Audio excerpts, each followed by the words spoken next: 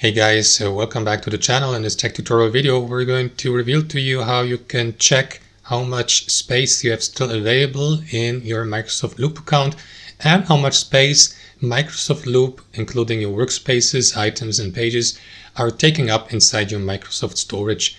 So let us dive into this. So navigate to Microsoft Loop, navigate to any page you like or workspace, it doesn't matter, because you will need to access your account settings by clicking into that gear icon in the top right and by selecting settings. Here navigate to storage. And here we'll see your Microsoft account, your maximum storage size, which is slightly more than 1 GB for my account, or in my case here. And you will see how much these Microsoft related applications are taking up inside your storage. 0% or close to 0% is used. That's not exactly 0%. Course, but 1.0 GB out of 1 GB.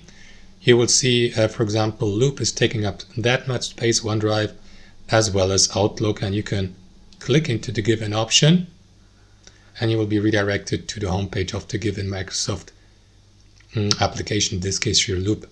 That's it. Thanks for watching. Hope you enjoyed it, got some value from it, and we'll see you next time on our channel.